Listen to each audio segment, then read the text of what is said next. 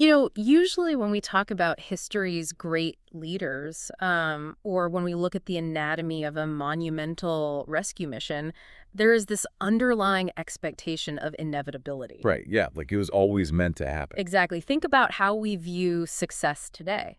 We look at a tech CEO or a brilliant general or some, political icon, and we immediately examine their pedigree. We want to see the resume. Yes, the elite schools they attended, the intense training they endured, the networks they built up over decades. It's like looking at the blueprints for a skyscraper. Oh, that's a great way to put it. Right, you see the deep foundation, all those steel reinforcements, and you just point to it and say, well, of course that building stands tall. It was engineered to do exactly that. We really love that kind of predictability. We do, we really do. Huh? I think we have this intrinsic desire for our heroes to be, obviously heroic from day one. Yeah, it makes sense. It creates a sense of order in what is honestly a very chaotic world. If greatness is just a matter of accumulating the right qualifications, building the right resume, executing a flawless 10-year plan, then it feels attainable. It feels like we could do it too. Exactly. It feels manageable. We want the deliverer to ride in on a white horse, completely put together, because that affirms our belief in human capability. But then, and this is where it gets interesting, you step into the world of biblical deliverance. Oh, yeah. Specifically, we are diving into the story of Moses today. And the moment you look at that narrative through a critical lens, those pristine blueprints for leadership are completely shredded. Totally thrown out the window. We are looking at a landscape that is honestly totally upside down compared to our modern sensibilities. It is the absolute definition of strength through profound, almost aggressive inadequacy. I mean, the narrative actively resists every single metric we use to measure potential or competence today. Welcome, everyone, to today's deep dive. I am thrilled you're joining us because we are going on a mission to deconstruct a story that I imagine a lot of you feel like you already know. You've probably heard it 100 times. Right, maybe you saw a movie about it as a kid, or you've heard the highlights, and you think of Moses as this traditional, self-made titan of history. The guy with the booming voice. Yeah, the guy who marches in, staff in hand, and single-handedly bends an empire to his will. But our sources today reveal the exact opposite. The reality is so much more complicated. So much more. We're unpacking a rich document titled 039, The Call of a Deliverer God Raises Moses, by Chris R. Velasquez. It's a fantastic text. It really is. And we're looking at that alongside some incredibly detailed visual timelines that map out the theology and the grand historical narrative of this whole event. And there's a lot to unpack there. There is. And the core argument that surfaces from all this material is that this is a story about the profound backward logic of grace. Backward is the perfect word for it. This is about a God who deliberately bypasses the qualified, the strong, the self-assured in order to use someone who is deeply, intensely inadequate. And that backward logic is precisely what makes the text so compelling. The author emphasizes that biblical redemption is never just an abstract philosophy. It's not just ideas floating around. Right. God doesn't save people by merely sending down a new set of ideas or inspiring some cultural shift or sending good vibes to fix a broken system. Yeah, redemption here is tactile. Very tactile. It involves raising up a specific, flawed human being, speaking concrete promises into the dirt and grime of history, and actively confronting tyrannical power. It's an invasion. Exactly, an invasion of grace into a very dark reality. And that brings us directly to why this matters to you, the listener. Because whether you are prepping for a massive leadership role at work and feeling the crush of imposter syndrome, or maybe... So common, yeah. Right. Or maybe you are stepping into a new phase of life, like parenthood or a career pivot, and you're feeling completely unqualified. We've all been there. This deep dive is going to fundamentally reframe how you view both power and weakness. It really changes everything. But to grasp the magnitude of this rescue, we can't just start with the burning bush. We have to start where the story actually begins, which is in a place of immense generational pain. Yeah, we have to look at the context. Looking at the timeline provided in our materials, the opening chapters of Exodus present us with a world that the author brilliantly describes as an anti-creation order. That phrase, anti-creation order, is really the skeleton key to understanding the entire conflict here. It's a heavy phrase. What does it actually mean? Well, to appreciate how horrific the situation in Egypt had become, we have to contrast it with the original vision of creation found in Genesis. Okay, so going all the way back. Right. Think about what creation was supposed to be. It was God ordering chaos so that life could flourish. Human beings were created with inherent dignity, made in the image of the divine. Designed to live in fellowship. Exactly. Fellowship with their creator, to exercise benevolent dominion over the earth, and to experience freedom within good boundaries. Creation is fundamentally about abundance and life. So the baseline for humanity is supposed to be dignity, freedom, and relationship. That's the ideal, yes. But when we flip forward to Exodus chapter 1, we see a new king arising in Egypt who doesn't know Joseph or the history of the Israelites. He's disconnected from that past relationship. And he institutes a system that systematically dismantles every single one of those original creation mandates. It is a total inversion. Yeah. Instead of freedom and fellowship, human beings are reduced entirely to their utility. They're just tools. They're no longer image bearers, they're units of labor. The text notes they're forced to make bricks out of mud, the very dust of the earth they were originally formed from. Oh, wow, I never thought about the mud connection. Yeah, that same dust is now being used to crush them. Their lives aren't governed by the benevolent rule of a creator, they're governed by absolute terror. And that culminates in Pharaoh's decree to throw all the newborn Hebrew boys into the Nile River, It is a systematic genocide. which turns the Nile, the literal life source of Egypt, into a mechanism of mass death. It's a complete corruption of nature. That is chilling. It actively weaponizes the natural world against human flourishing.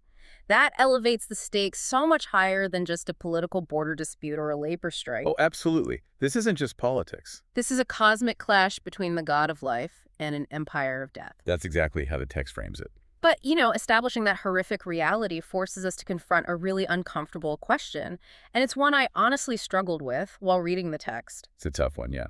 If God made this grand promise to Abraham centuries earlier that his descendants would be a great blessed nation, why on earth did he let them become slaves? It seems contradictory. Yeah, why let this anti-creation order grind on for over 400 years? It seems like a massive oversight on God's part. It's the most natural objection a reader can raise. It feels like divine negligence, to be honest. Right, it feels like he forgot them. However, the source text anchors us in the concept of covenant memory, Mm. pointing us back to Genesis 15. Okay, what happens there? In that specific encounter, God essentially gave Abraham the itinerary for the next few centuries.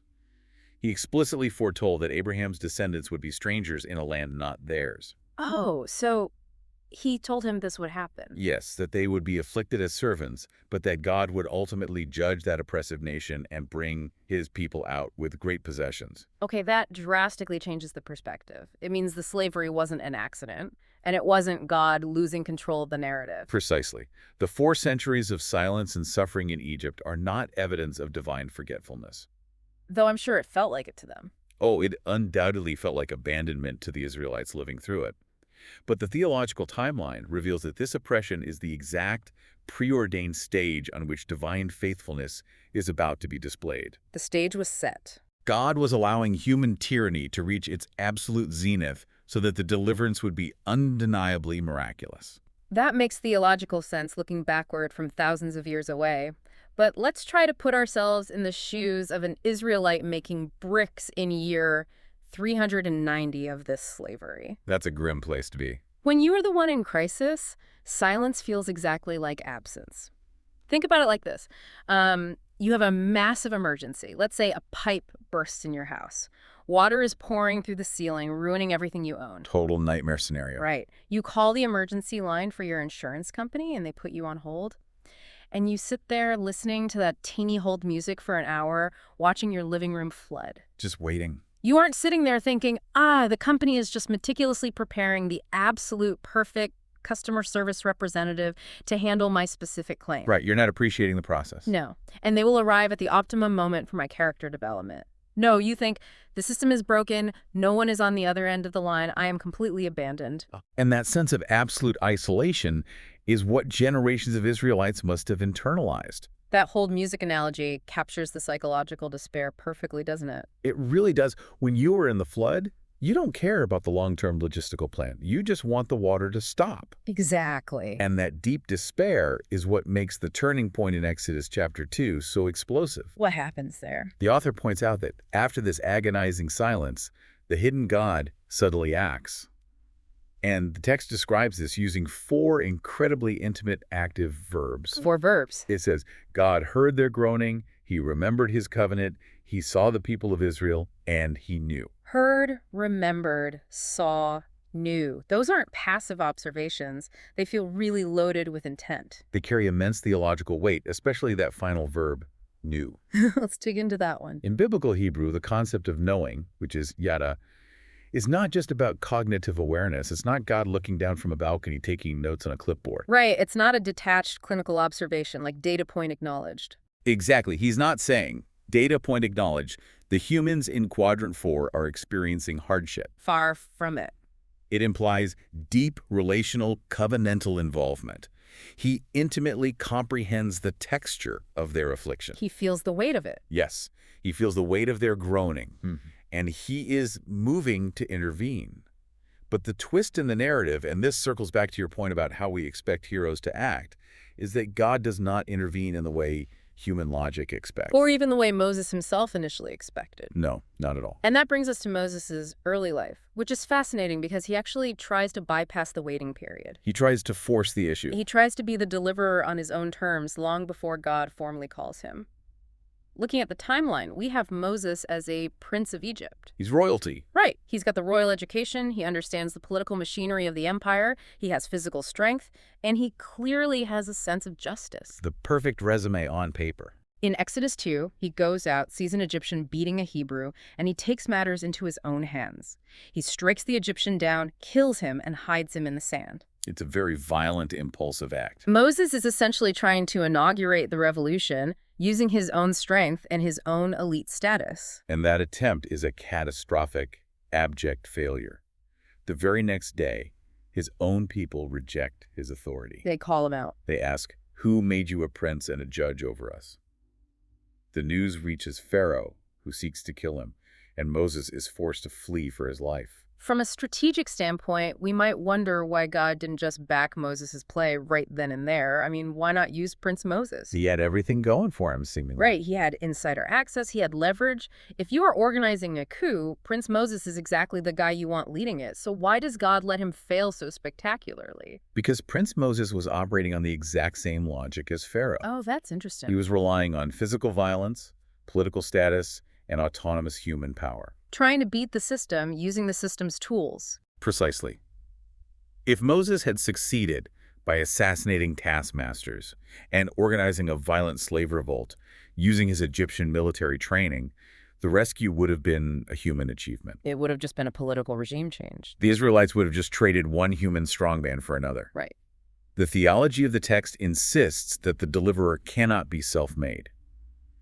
God had to let Moses' reliance on his own competence be completely emptied out before he could be useful for a divine rescue. And that failure triggers a massive geographical and psychological shift.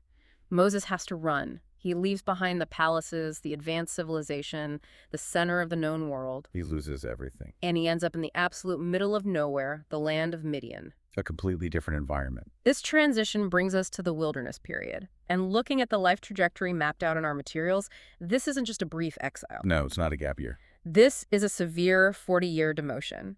He goes from being a prince of the greatest empire on earth to being an obscure shepherd, tending someone else's flocks in a desolate wasteland. The psychological toll of that cannot be overstated. 40 years. That's a lifetime. That is roughly 14,600 days of waking up every morning with the knowledge that you blew it. Oh, man. Sitting with that regret every single day. You had the chance to be someone great, to help your people, and you ruined it with your own impulsivity. By the time we reach Exodus chapter 3, Moses is an 80-year-old man. The fire of his youth is gone. Completely. Any delusions of grandeur or revolutionary ambition have been thoroughly baked out of him by the desert sun. That reframes the concept of a wasted decade completely. Really does. So much of our modern anxiety comes from feeling like we are falling behind our peers. If we aren't hitting certain milestones by age 30 or 40, we feel like our potential is evaporating. We feel like failures. We look at a resume with a massive gap and see failure. But the author provides a brilliant insight here. In the biblical economy, hiddenness is often preparation, not delay. That is a profound distinction. Human resources departments look at 40 years in the desert and see a squandered career. They throw his resume in the trash. Exactly. God looks at those 40 years and sees a necessary seminary. The wilderness is the school where false confidence goes to die. It's where the ego is starved. God isn't punishing Moses. He is carefully forming a vessel that is finally empty enough to be filled with divine purpose. Because a full vessel can't take on anything new. Right. A self-reliant Moses was useless to God. A broken, humble Moses is finally ready to hear the call. Which brings us to one of the most iconic moments in ancient literature, the burning bush. Everyone knows this image. Moses is out shepherding just another monotonous day in a string of monotonous decades, and he sees this phenomenon. A bush is on fire, but the leaves aren't turning to ash. It's a striking visual. The source material points out that we shouldn't just read this as a neat magical anomaly.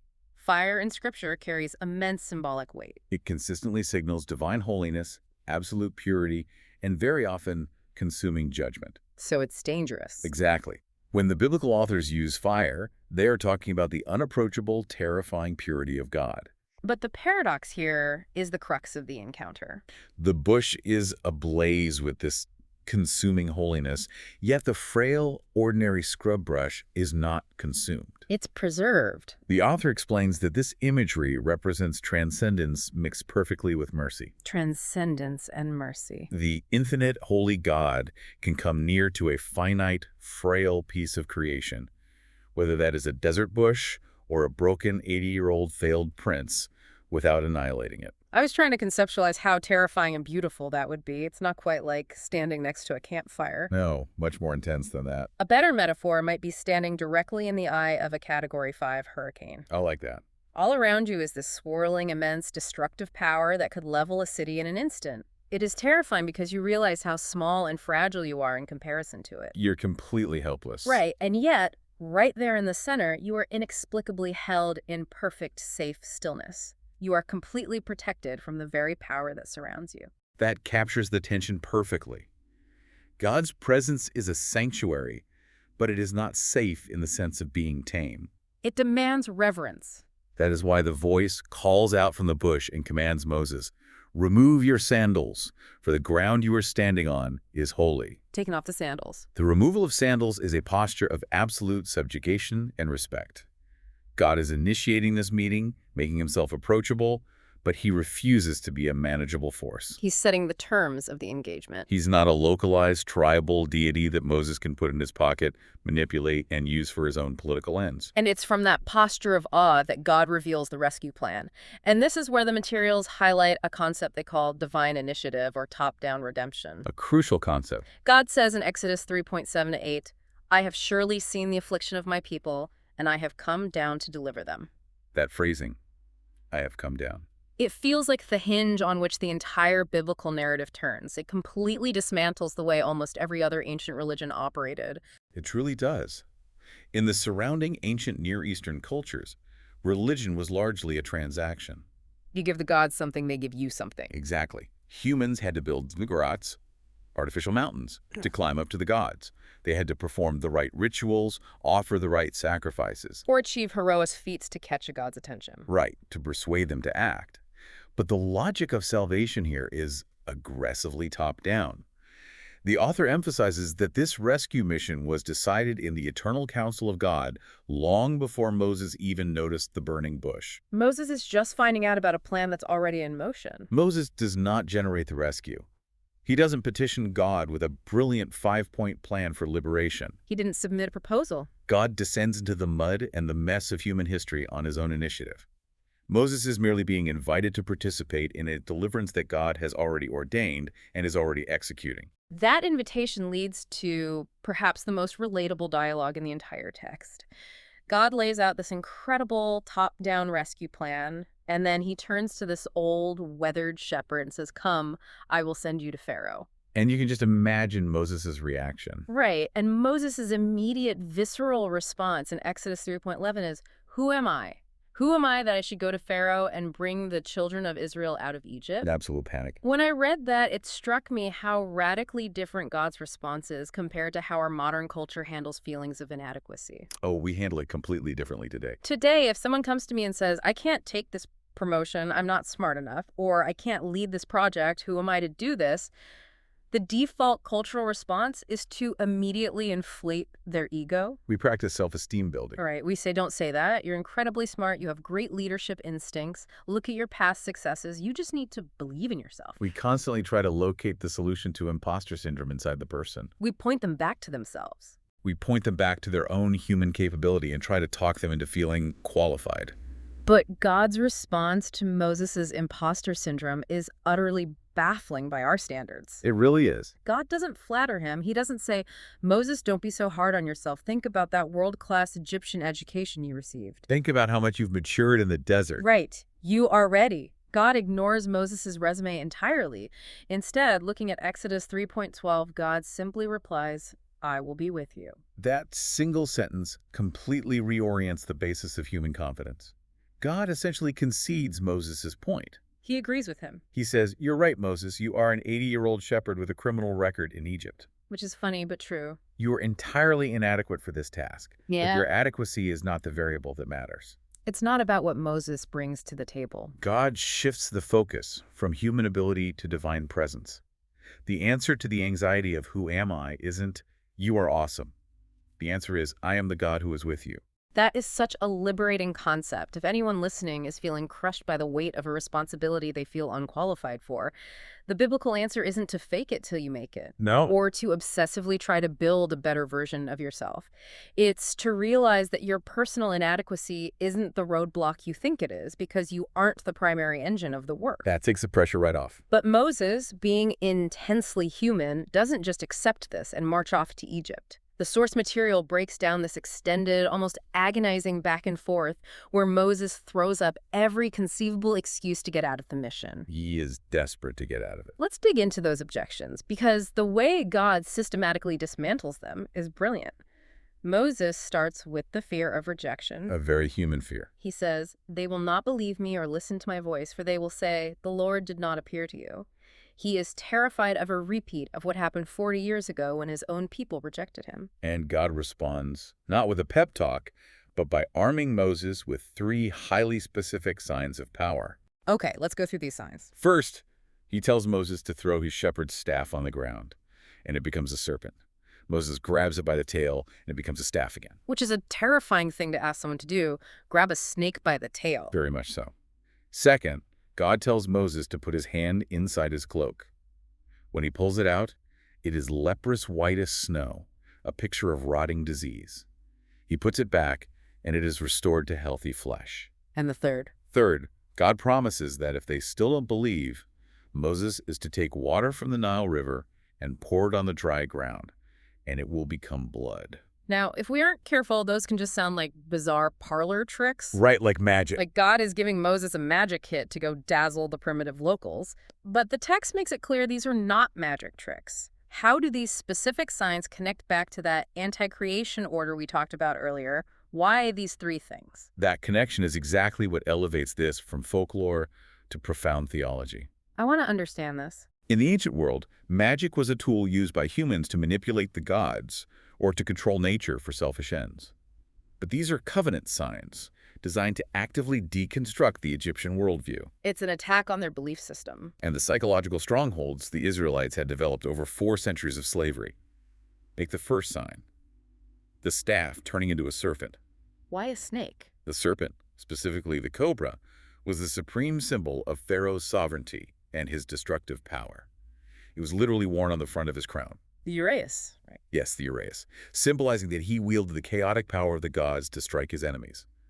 By having Moses' common shepherd's staff swallow that symbol, God is demonstrating that he consumes and masters the chaos that Pharaoh claims to control. It's an act of supreme mockery against the most powerful man on earth. Your God is swallowed by my stick. Exactly. And what about the leprosy? That seems so random. Leprosy was the ultimate symbol of defilement, decay, and uncontrollable death.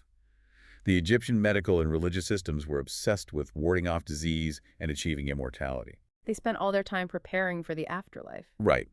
By inflicting and then immediately healing the leprosy on Moses' hand, God is proving that he alone possesses absolute authority over life, decay, and restoration. The Egyptian pantheon is powerless in the face of the God who creates and heals flesh. Precisely. And the third sign, turning the Nile to blood, feels like the most direct attack on the anti-creation order.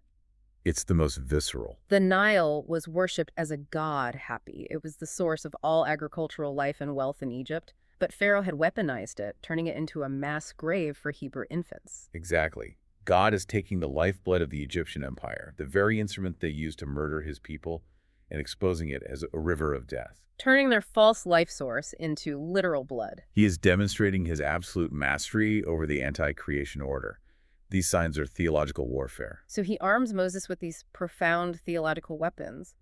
But Moses is still scrambling for an exit. He's still looking for the door. He pivots from a fear of external rejection to his own internal physical limitations.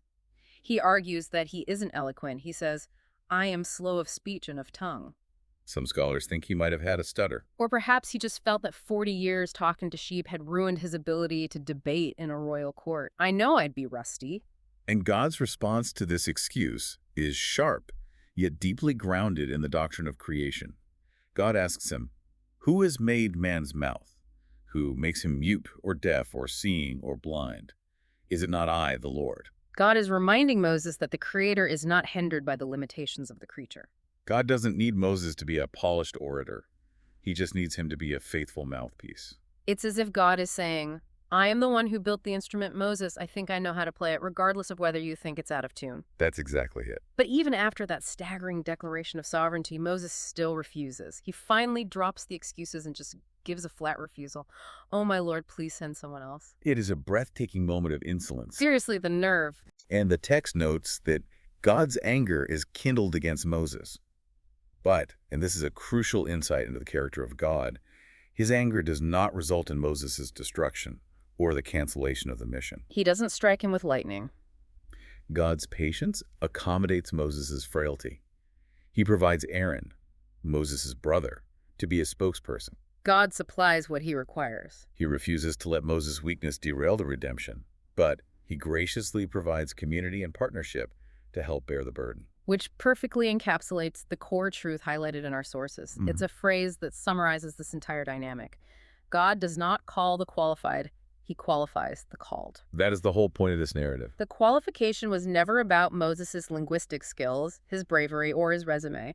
The sole qualification was his eventual surrender to the God who called him.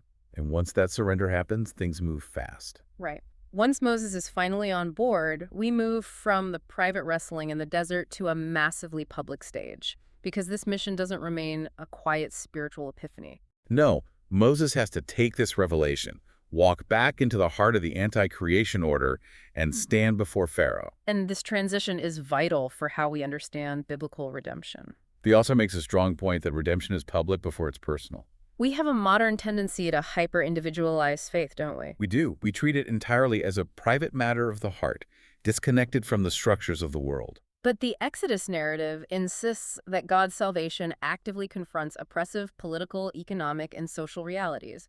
Moses is sent into the throne room to demand the liberation of an entire enslaved workforce. It's a massive economic disruption for Egypt. Which brings us back to the stark visual contrast of this confrontation. We talked about why God didn't use a self-made prince. But as Moses stands before Pharaoh, the most powerful autocrat on the planet, armed with nothing but a wooden stick and his brother, It looks absurd. it looks completely ridiculous. If this is a geopolitical confrontation, human logic dictates you need an army, or a brilliant military strategist, or at least a highly charismatic diplomat. You need a show of force. Why insist on using such a weak, unimpressive instrument on such a massive public stage? The author provides a powerful cross-reference here from the New Testament, 1 Corinthians chapter 1, which states that God deliberately chooses the weak things of the world to shame the strong. Shaming the strong. We have to understand what Pharaoh represents. He's not just a political ruler. In the Egyptian worldview, he is the incarnation of the god Horus in life and Osiris in death. He's a living god to them. He represents the pinnacle of self-exalting, autonomous human power. The confrontation in the throne room is not a labor dispute. It is a contest of lordship. Answering the fundamental question, who actually owns these people? Who has the ultimate right to command their lives and their worship? And if God had raised up a brilliant Israelite military general to orchestrate a sophisticated violent rebellion, the narrative would have been entirely different. Precisely. If a general won, the history books would say, Israel's military genius defeated Egypt's mighty army. The glory would be blurred. Human beings would take the credit, and the Israelites might just end up worshiping their new general. But by using a stammering 80-year-old shepherd, God ensures that weakness becomes the lens through which divine power is magnified. When the most powerful empire in human history is dismantled by a man with a stick, there's absolutely zero ambiguity about who accomplished the victory. It leaves no room for human boasting. None at all. That dynamic is beautifully summarized by the quote from the prophet Zechariah that the infographics highlight. "Not by might nor by power, but by my spirit, says the Lord." It is a complete subversion of worldly power structures. But to anchor Moses for this impossible confrontation, God gives him something during that burning bush encounter that is arguably the most important theological revelation in the Old Testament. The name. Yes, Moses demands to know God's name. In Exodus 3, he says, "If I come to the people of Israel and say, 'The God of your fathers has sent me,' and they ask me, 'What is his name?' what shall I say to them?" The text points out that this isn't just Moses being intellectually curious. He's demanding covenant certainty. Yes. What does that actually mean in an ancient context? Well, in the ancient Near East, a name was not merely a label used for identification. It carried the essence, the character, and the authority of the being. So it wasn't just like asking, "Hey, what do I call you?" No, because the Egyptians worshipped a pantheon of hundreds of gods, each with specific domains and limitations, Moses is essentially asking, who are you really? What is your nature? And do you possess the actual ontological power to pull this off against the combined forces of the Egyptian gods? And God's reply is a staggering theological summit. He doesn't give a name that aligns him with a specific river or storm or local geography. He says, I am who I am, or simply, I am. I am who I am. It sounds mysterious, almost evasive at first, but it is incredibly definitive. It is the ultimate statement of self-existence and aseity. Everything else in the universe is contingent. Dependent on something else. Think about Pharaoh. Pharaoh is entirely contingent. He depends on the Nile for water. He depends on his crops for food. He depends on his armies for protection. He depends on oxygen to breathe. You and I are contingent. We depend on a million external factors just to survive the day. But God is declaring that he depends on absolutely nothing. He is uncreated, uncaused, and utterly independent. He doesn't just possess being, he is being itself. He is the steadfast, unchanging reality behind all other realities. Okay, let me offer an analogy to see if I'm grasping the practical weight of this for Moses. Go for it. When I think about relying on human leaders, politicians, or even systems, they are inherently fragile and mutable. They change their minds, they lose elections, the economy crashes, they get sick, they die. Very fragile. Relying on them is like building a house in shifting sand. But God declaring I am is almost like the concept of gravity. Gravity. Yeah. Gravity doesn't have bad days. Gravity doesn't change its mind depending on who is in office. Gravity doesn't get tired. It just is. Well, that's good. You don't negotiate with gravity. You simply have to orient your life around the reality of it because it is the fundamental, unchangeable force that anchors everything else. That is a phenomenal way to contextualize it. Yeah. Because God's nature is eternally steadfast because he is the great I am. His promises are not subject to the shifting geopolitical winds of Egypt. The mission isn't guaranteed because Moses is strong. No, the mission is guaranteed because it is anchored in the eternal, self-existing reality of a God who cannot fail to be exactly who he is. When he says, I will be with you, he's bringing the full weight of uncreated reality to bear on Moses' behalf. That is staggering. It completely shifts the ground underneath the entire story. And speaking of the whole story, I want to pivot and zoom way out. Let's do it. Because our sources don't just treat the call of Moses as an isolated incident. The infographics provide this massive, sweeping, 12-part timeline that places Moses within the grand narrative of God's redemptive plan. It's a huge timeline. I want to challenge you to walk us through this historical and theological arc. How does this singular conversation in the desert serve as the blueprint for the rest of human history? It's a breathtaking scope to consider. The author is very deliberate in showing that the Exodus is not an isolated rescue mission. It is the paradigm for all of God's redemptive work. Let's trace the arc. Step 1. Step 1 is eternity. The rescue from Egypt wasn't God's plan B reacting to a crisis. The sources suggest that redemption was rooted in God's eternal counsel, planned before time even began. Which leads to step 2, creation. God creates the world out of nothing, establishing that baseline of human dignity and fellowship we discussed earlier. Yes, but that is immediately followed by step 3, the fall. Humanity rebels, fracturing the relationship with God. And the inevitable result of the fall is bondage. Sin always produces anti-creation orders, systems of oppression, fear, and slavery, perfectly embodied by Pharaoh's Egypt. And because humanity cannot break free from that bondage on its own, we need step 4, the covenant. God initiates a promise with Abraham, guaranteeing that he will bless the nations through Abraham's family. That covenant necessitates step 5, redemption. God remembers his promise, raises up a deeply flawed Moses, and powerfully brings his people out of the physical slavery of Egypt. But the Exodus wasn't just about escaping bad conditions, was it? No, it was about moving toward a specific reality, which is step 6, the kingdom. God brings the Israelites to Mount Sinai, gives them the law, and forms them into a holy nation. They are meant to be a kingdom of priests. A beacon of light, showing the rest of the world what it looks like to live under God's benevolent rule. But if we read the rest of the Old Testament, we know that doesn't exactly pan out as a permanent golden age. No, because physical deliverance from Egypt didn't cure the deeper spiritual slavery embedded in the human heart. Which leads to step 7, exile. The Israelites repeat the patterns of disobedience and idolatry.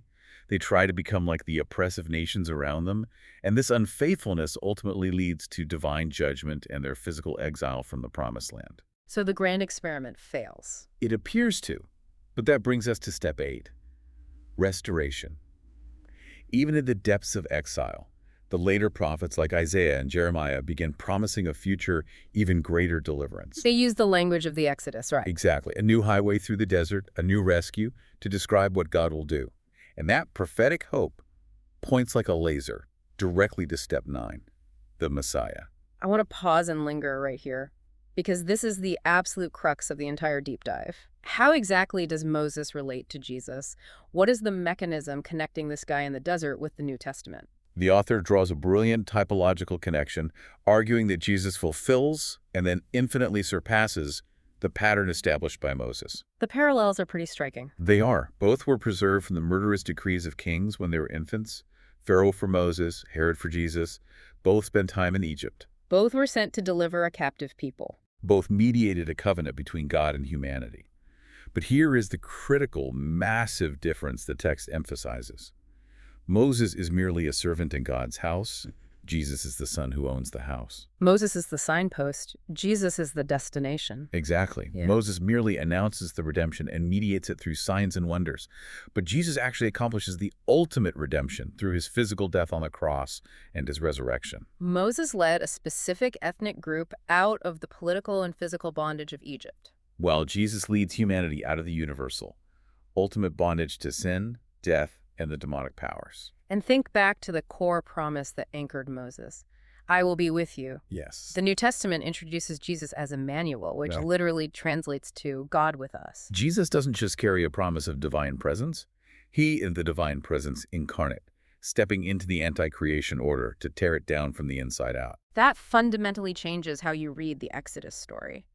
The text gives a stark warning here. To read the story of Moses, marvel at the plagues and the parting of the Red Sea, and stop there, is to completely miss the point. To stop at Moses is to stop short of Christ. The Exodus is the trailer, the gospel is the feature film. Let's finish mapping this grand narrative. After the Messiah inaugurates this ultimate rescue, we move to step 10, the church. Yes. Just as Israel was called out of Egypt to be a kingdom of priests, the church is the new pilgrim people, called out of the spiritual bondage of the world, empowered by the Spirit to declare God's excellencies to the nations. Step 11 is judgment. The story of Pharaoh reminds us that God does not tolerate oppressive evil forever. The final judgment is the guarantee that all anti-creation orders, all tyranny, and all unrepentant rebellion will finally be dealt with and eradicated. Which clears the path for the ultimate horizon, step 12, the new creation. The world where deliverance is finally and eternally complete. It is the return to the Edenic ideal, but glorified. No more rival powers, no more sin. No more death, no more crying, just the great I am dwelling intimately with his redeemed people forever. The burning bush in Midian is just one profound early step in God's relentless march toward that final, beautiful reality. It is staggering to see it all laid out like that. It provides such a massive framework for understanding not just history, but our own lives. It really gives you perspective. But as we reach the final section of our deep dive today, we need to bring all this high theology crashing down to earth. How do we actually live this out? Exactly. The sources list 4 specific dangers or misunderstandings when reading this story, and I think they are incredibly relevant to how we consume media and scripture today. Let's dissect them. Sounds good. The first danger the author points out is what he calls the motivational myth. I love this point because it cuts against the grain of our entire self-help culture. It really does. We have an overwhelming tendency to read ancient texts, particularly the Bible, as if they are just a collection of Aesop's fables or TED Talks meant to inspire us. We look at Moses and say, see, Moses was scared, but he believed in himself, he found his inner strength, and he achieved his dreams. You can conquer your fears too if you just try hard enough. Right. The author emphatically states that this is a total misreading of the text. Moses is not a self-actualization guru. He is not a model of human potential. He is a witness to divine grace. The lesson of the burning bush is not, you are stronger than you think. No, the lesson is you are weaker than you think, but God uses the weak who completely surrender to him. If you try to pull a generic motivational speech out of this chapter, you are preaching the exact opposite of what the text is actually saying. You are pointing people back to their own strength, which is exactly what failed Moses in the first place. Okay, danger number 2, mission without calling. What's the trap here? This targets a modern issue where we think of a calling as merely a private, warm spiritual feeling. We want the burning bush experience without the mandate to go to Pharaoh. We want the comfort, not the confrontation. But the biblical pattern is that a true encounter with God's presence inevitably thrusts you into costly obedience. It involves taking real, tangible responsibility for the suffering of others and engaging in public confrontation with darkness. You cannot separate the private comfort of God's call from the hard public work of his mission, which bleeds directly into danger number 3. Romanticizing leadership. But we do this all the time. We love the idea of leadership. We love the title, the corner office, the platform, the applause. We think of leadership as arriving at the top of the mountain. But the text reminds us that biblical leadership is a cross, not a crown. It is a heavy, agonizing burden. Look at Moses' life after this call. He is constantly facing resistance. He faces the lethal threat of Pharaoh, yes. But he also faces constant rebellion, complaining, and betrayal from the very people he sacrificed everything to liberate. They constantly ask him, why did you bring us out here to die? True leadership involves deep suffering and a willingness to be misunderstood and despised for the sake of the mission. And the fourth danger, which we touched on extensively, is stopping short of Christ. Don't make Moses the ultimate hero. Look to the ultimate deliverer he represents. Keep looking for it. So let's make this intensely practical for you, the listener, as you head into your week. The sources break down the implications into a few key areas of life. Let's start with how this applies to our daily work, ministry, or corporate life. The author notes that modern organizations, whether it's a church, a nonprofit, or a Fortune 500 company, obsessively look for charisma, massive platforms, slick eloquence, and polished resumes. We want a leader who looks the part. But the Exodus narrative insists that the only true qualification for effective participation in God's work is divine presence. The author writes, the worker of God must be surrendered before he is effective. That completely challenges our hustle culture. Your primary asset is not your raw talent, your networking skills, or your strategic brilliance. Your primary asset is your humble submission to God's word. Surrendered before he is effective. That is a tough pill to swallow for high achievers, but it is deeply freeing. What about the implication for suffering? I know someone listening right now is in a season of deep pain. Maybe they feel like they're in year 39 of a 40-year desert wandering and they are losing hope. For the listener in that desolate place, the text points firmly back to the profound comfort of those 4 verbs. God hears, God remembers, God sees, God knows. He intimately comprehends the texture of your affliction. He does not call your pain insignificant, and he has not lost your file. Even when the path forward is completely obscured, even when the silence feels absolute. The theology of this text guarantees that his presence is still active, his eternal purposes are unbroken, and his timing, though agonizing to our limited perspective, is perfect. That is profound anchoring comfort. And finally, the practical implication for anyone holding a position of influence. The summary here is vital for anyone leading a family, a team, or a community. Leaders are not saviors. That needs to be framed on every manager's desk. Leaders are not saviors. If you internalize that, it changes everything. Leaders are merely servants who mediate God's word and care. If you are in a leadership position, your job isn't to be the ultimate source of authority, the infallible problem solver, or the messianic rescuer for your team. You don't have the capacity for it, and you will crush yourself trying. Your job is to humbly depend on the one who sent you, to steward the people entrusted to you, and to consistently point them back to the true deliverer. What an incredible relief. You don't have to carry the weight of saving the world or even saving your company. That job is already taken, and it was finished on a cross. We have covered a massive amount of ground today. We really have. We started by looking at a horrific anti-creation order built on mud and blood. We explored how God hears the groaning of the oppressed, how he initiates a breathtaking top-down rescue, and how he summons a completely, wonderfully inadequate 80-year-old shepherd, Arming him with nothing but a wooden stick and the unbreakable promise of his presence. It reveals the deep, subversive logic of biblical redemption. God bypasses our impressive resumes, ignores our self-reliance, and deliberately works through our weakness so that his glory is unmistakable. Unmistakable. And that brings us to our final thought for today. As we synthesize everything we've unpacked, I want you to think back to that image we started with. The shredded blueprints, the upside-down landscape of what it actually means to be qualified. The contrast is jarring. We spend so much of our precious time and energy trying to build our resumes, obsessively trying to hide our flaws, and exhausting ourselves trying to prove to the world and to ourselves that we are strong enough and useful enough to matter. It's exhausting. But if this text is true, if God's primary requirement is simply our surrender to his presence rather than our own dazzling competence, then I want you to ask yourself a question this week. What modern Egypt in your life, your workplace, your family, or your community might God be calling your uniquely unqualified, inadequate self to step into today? It is a provocative challenge. The God who spoke from the burning bush is still the great I am, and the call to participate in that. His redemptive work hasn't stopped. It certainly hasn't. Thank you so much for joining us on this deep dive.